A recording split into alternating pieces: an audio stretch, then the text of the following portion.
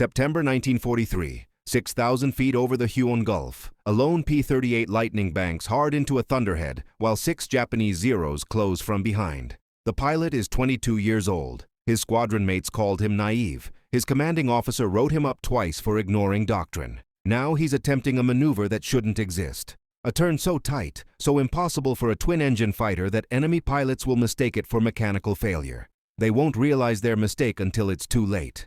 New Guinea in 1943 is not a front line. It's a fever dream wrapped in jungle and rain.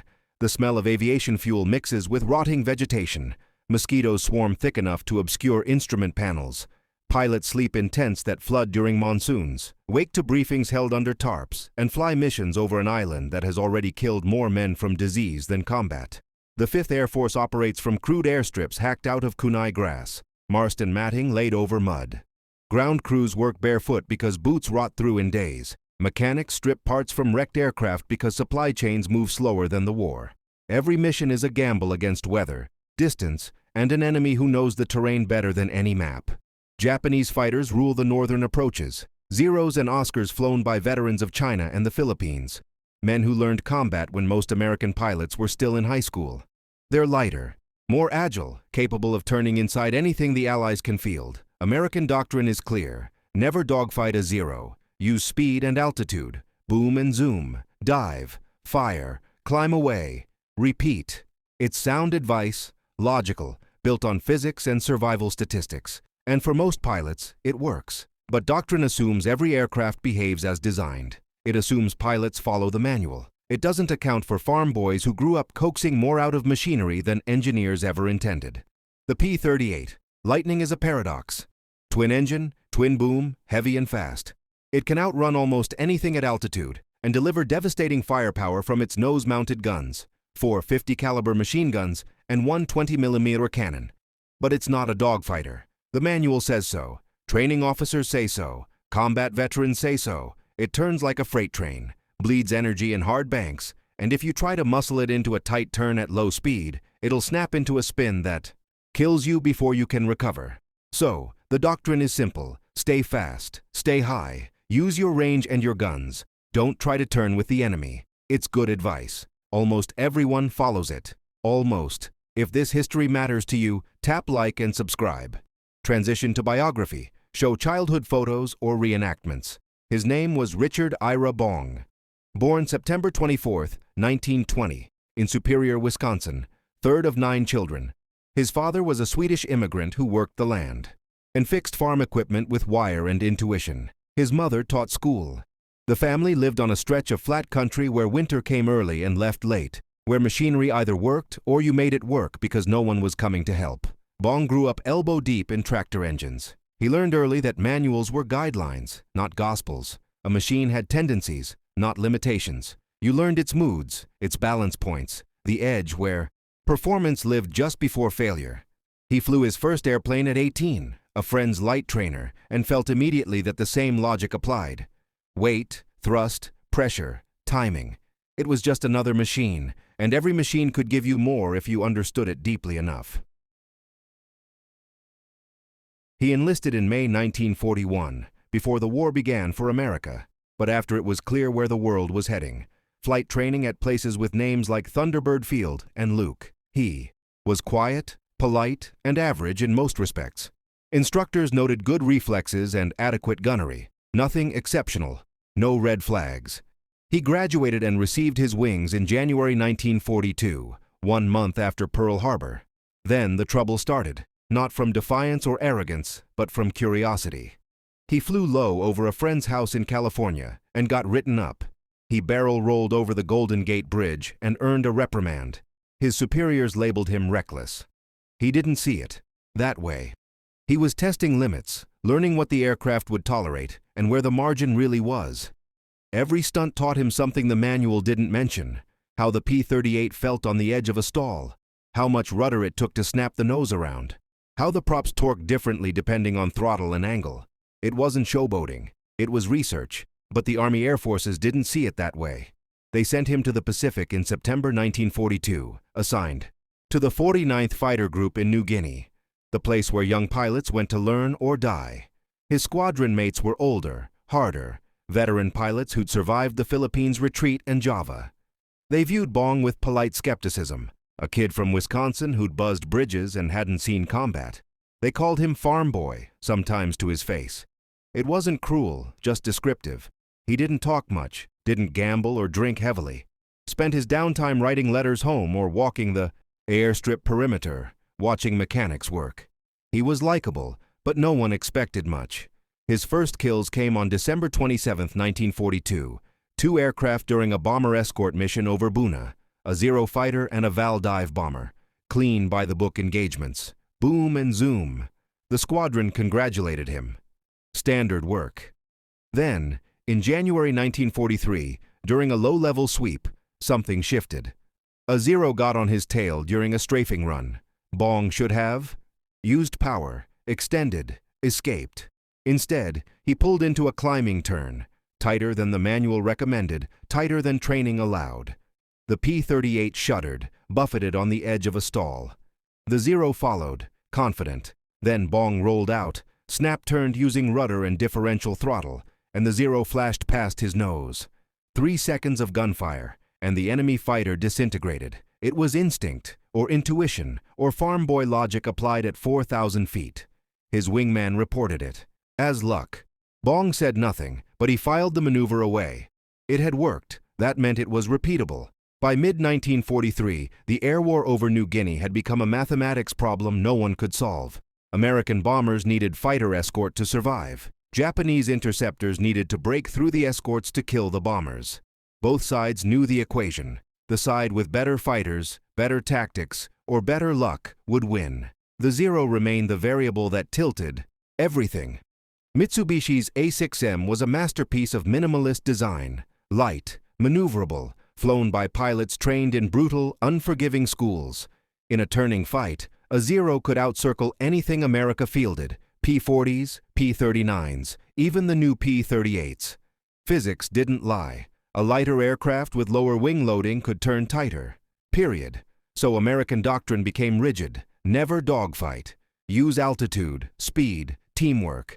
Dive on the enemy, fire, climb back to safety, rinse, and repeat.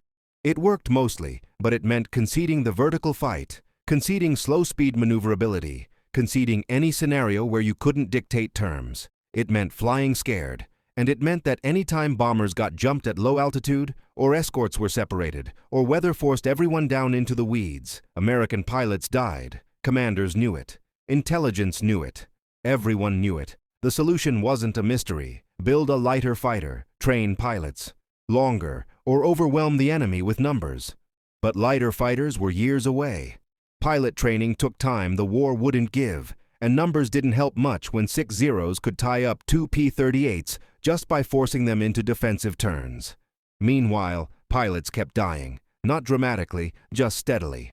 A fighter lost here, 2 there, parachutes over jungle where rescue never came, empty cots in tents, letters home written by squadron mates.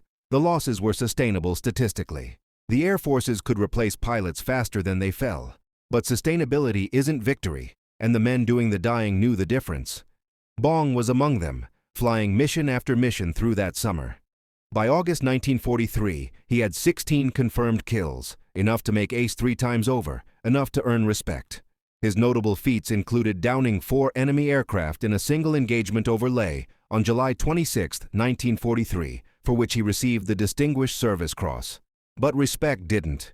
Change doctrine. And doctrine still said the P-38 couldn't dogfight. He didn't argue, didn't write reports or challenge briefings, but he kept testing. On every mission, in every engagement, he pushed a little further into the margins. Tighter turns, slower speeds, steeper climbs. He learned that the P-38 had a quirk, a narrow band of speed and power where it could do things it wasn't supposed to. If you kept the throttles uneven, used rudder aggressively, and rode the edge of stall buffet without crossing it, the big twin-engine fighter could snap around nearly as fast as a single-engine plane. Not quite as tight as a Zero, but close enough that geometry started to matter more than turn radius. He didn't tell anyone. There was nothing to tell yet. Just a theory, a feeling. The kind of knowledge you carry in your hands and spine, not your head. He needed proof, and proof required the right circumstances. The kind of Circumstances that doctrine said you should avoid at all costs. September 12, 1943. Morning mission briefing in a tent that smelled like mildew and cigarette smoke. The target was a Japanese airfield near Wewak. Bombers would hit the runway and revetments. Fighters would escort and sweep. Standard operation. Expect heavy resistance. Zeros and Oscars based nearby. Fly smart. Fly fast. Don't get separated. Bong sat near the back, barely listening. He'd flown this profile 24 times. The variables never changed much. Altitude, heading, fuel load, radio frequencies. The rest you figured out when it happened. Takeoff at 0800.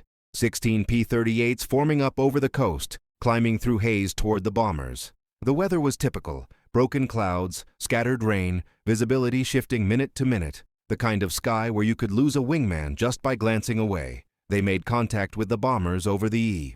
Gulf, B-25s, low and heavy, their formations tight. The fighters spread into escort positions, high cover, low cover, flankers. Bong flew mid-level, scanning the horizon. The coastline approached, green jungle, white beaches, the glint of rivers winding inland. Beautiful and deadly. Somewhere below, spotters were already radioing ahead. The Zeros came up fast, climbing out of low clouds like sharks rising from depth. 15, maybe 20. They ignored the bombers initially and went straight for the fighters. Classic tactics. Break the escort, then feast on the bombers. The radio erupted. Calls of contacts, headings, altitudes. The neat formations dissolved into chaos. Bong rolled toward the nearest fight. 2 Zeros chasing a P-38 in a shallow dive. He dropped in behind, lined up the trailing Zero, fired. Pieces flew off the wing route. The Zero snap-rolled and dove away, trailing smoke. Bong didn't follow, already scanning for the next threat. That's when he saw them. 6 Zeros slightly below, turning toward a pair of P-38s that had drifted south. The Americans hadn't seen them yet. Bong pushed the throttles forward and dove. His wingman called something over the radio. Bong didn't respond. No time. He closed to 1,000 yards. The Zeros spotted him and broke. 4 went defensive, turning hard to meet him head-on. 2 continued after the P-38s. Bong fired at the nearest Zero, but missed. The Japanese pilots were good. They split vertically, 2 climbing, 2 diving, forcing Bong to choose. He pulled up after the climbers. His airspeed dropped. The P-38 felt heavy, mushy. He fired again. No hits. The Zeros rolled over the top and came back down at him from opposite sides. This was where doctrine said to dive away, use speed, reset. But the 2 P-38s were still in danger below, and the 4 Zeros were all ready.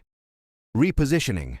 If Bong ran, 6 enemy fighters would regroup, and someone would die. So he did the thing the manual forbade. He pulled into a max performance turn, not a gentle bank, a hard-wrenching haul on the yoke, full rudder, throttles staggered, nose high. The airframe groaned. The stall warning buffeted the controls. The P-38 seemed to pivot on its center of gravity, swapping energy for angle, bleeding speed for geometry. The first Zero shot past, 2 committed to adjust. The second tried to tighten his turn. Bong snap-rolled, reversed, and pulled again. The world spun. Sky, clouds, jungle, sea. His vision tunneled. The G-forces pressed him into the seat. He eased off just enough to stay conscious, then pulled again, and suddenly he was inside their turn. Not behind, but inside. The Zeros had followed him into the spiral, confident in their advantage. But Bong had turned tighter than physics said a P-38 could turn. He'd sacrificed speed, altitude, safety, margin. He'd flown right to the edge of a stall and held it there. And now 6 Japanese fighters were locked in a rotating fight, with nowhere to go but through his guns. The first Zero never saw it coming. Bong rolled level just long enough to put the gun sight on target. The P-38's nose-mounted weapons fired as a single mass, a concentrated stream of destruction. The Zero's canopy shattered. Fire bloomed from the engine. The fighter rolled inverted and fell away. The other 5 tried to scatter, but they were too slow, too close, trapped by their own commitment to the turn. Bong adjusted rudder, pushed throttle, pulled again. The P-38 responded like a machine possessed, shuddering, groaning, but turning, staying inside the radius, denying geometry. The second Zero climbed, trying to gain separation.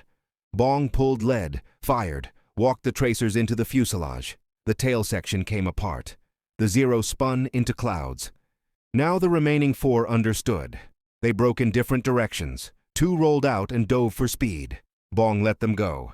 The other 2 tried to reverse back into him, a desperate countermaneuver.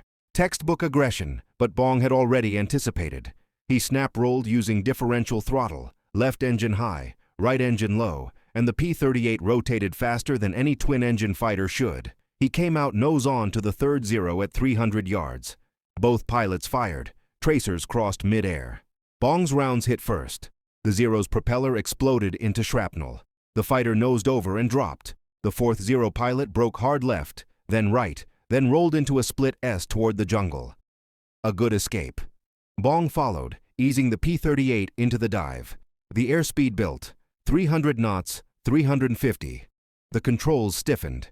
He fired a long burst, more suppression than aimed.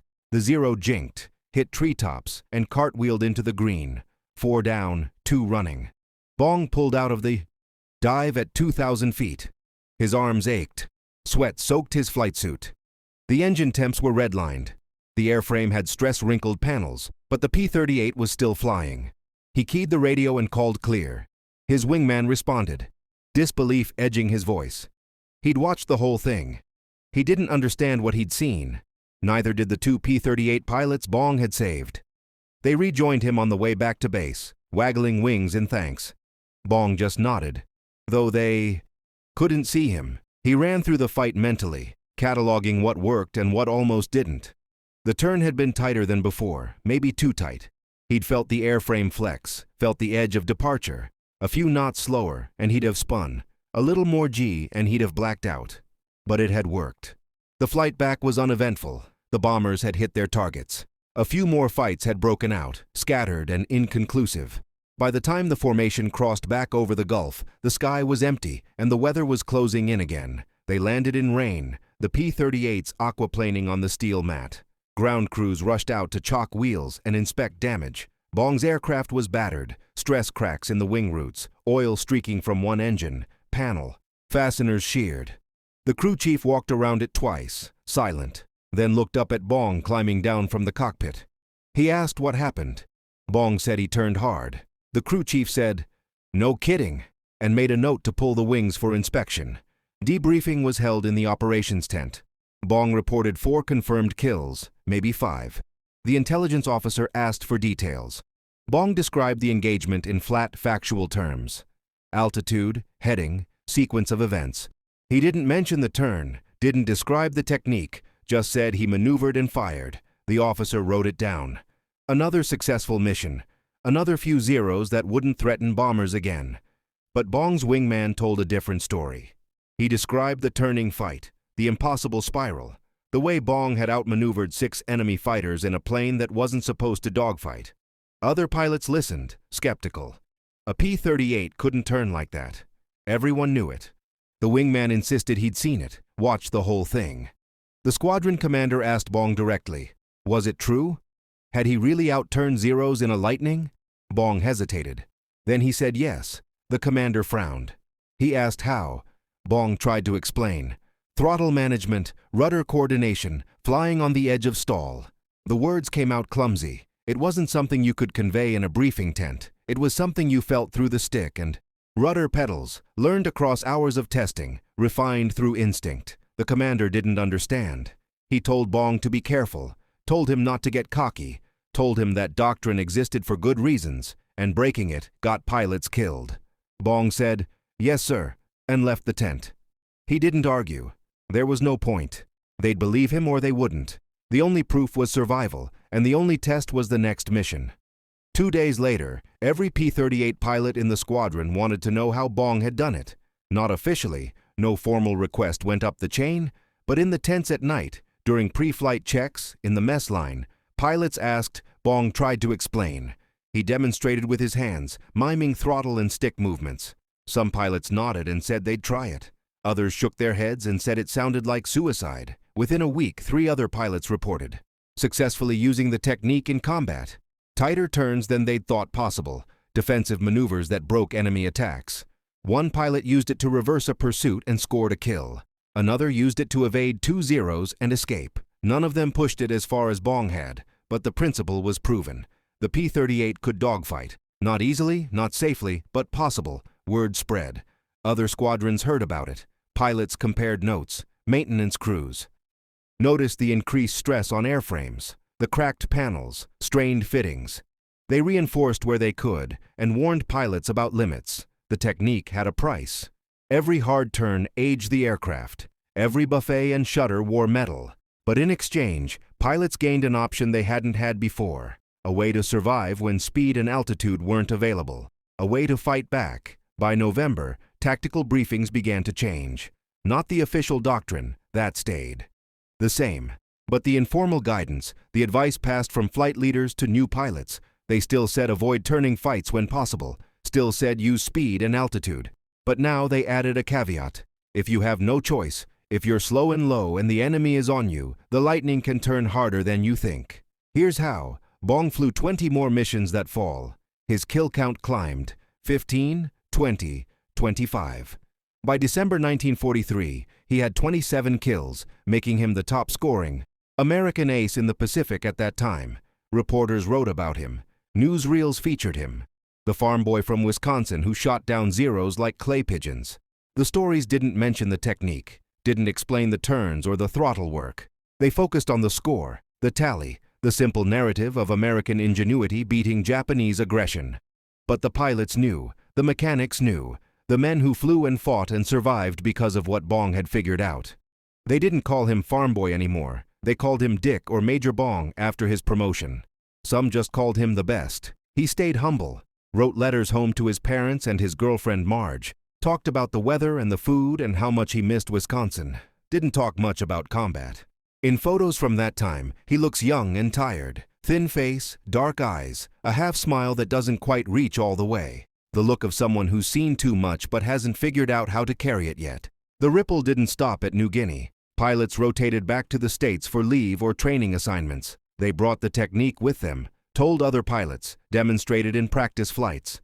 Flight instructors tested it and added it to advanced training curricula, not as official doctrine, but as field-tested reality. The P-38's reputation began to shift.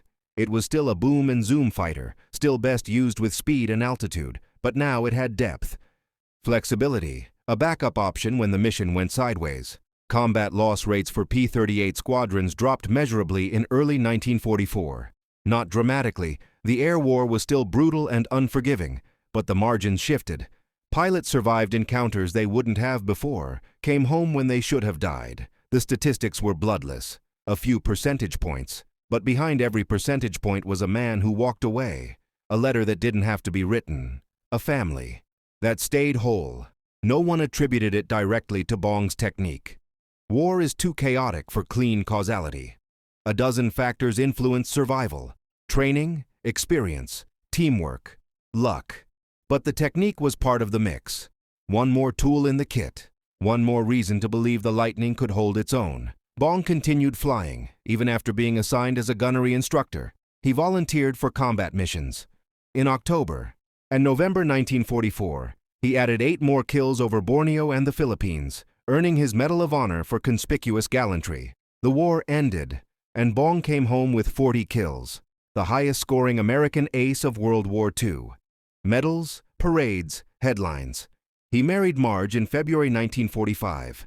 They moved to California, where he took a job as a test pilot for Lockheed. He flew the new jets, the P-80 Shooting Stars, sleek and fast and temperamental, the future of aviation. On August 6, 1945, the same day the Enola Gay dropped the atomic bomb on Hiroshima, Bong took off on a routine test flight. The P-80's engine failed on takeoff. He tried to recover, couldn't, ejected too late. The parachute didn't deploy. He died on impact. He was 24 years old. The nation mourned. President Truman sent condolences. Newspapers ran obituaries. The Air Force named a base after him in Wisconsin. But among the pilots who'd flown with him, who'd learned from him, who'd survived because of what he'd figured out, the grief was personal and quiet. They'd lost the man who showed them that limits were negotiable. Decades later, aviation historians studied his combat reports. They analyzed his kills, his tactics, the way he'd bent a heavy fighter into geometries it wasn't designed for. often flying so close to the enemy that missing was impossible. Some called it genius, others called it instinct, a few called it luck. They were all right and all wrong. What Bong did wasn't one thing. It was the accumulation of 1,000 small observations, a farm boy's intuition about machines, and the courage to test theory against reality when reality could kill you. The P-38 remained in service through the end of the war. It flew reconnaissance missions over Europe, ground attack runs in the Pacific, and long-range escorts that no other fighter could match. Pilots continued to use the techniques Bong pioneered, refining them, teaching them, passing them down. The Lightning's reputation solidified. Not the best dogfighter, not the fastest or most agile, but versatile, survivable, capable of more than the manual promised. When the war ended, most P-38s were scrapped or sold. A few ended up in museums. Visitors walk past them now, read the placards, admire the twin booms and the nose-mounted guns.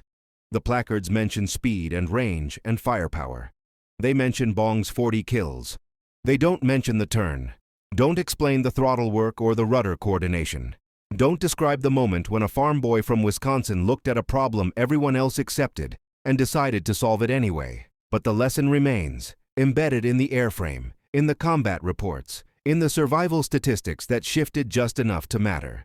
The lesson that expertise isn't always found in manuals, that courage sometimes looks like curiosity, that the space between what a machine is designed to do and what it can actually do is where survival lives. Bong never wrote a memoir, never gave interviews explaining his technique in detail. He didn't think of himself as an innovator, just a pilot doing his job, trying to come home, helping others do the same. The farm boy logic that made him extraordinary was the same logic that made him humble. You don't brag about fixing a tractor, you just fix it. His legacy isn't the kills or the medals or the records. It's the knowledge that limits are often softer than we think, that institutions can be wrong, that a young man with grease under his fingernails and an open mind can see what experts miss, that logic and courage together can bend the trajectory of history, one impossible turn at a time. Somewhere over the Pacific, in the space where sea meets sky, the memory of that September morning still hangs. 6 zeros closing in, a P-38 pulling harder than physics should allow. A moment when everything that shouldn't work did.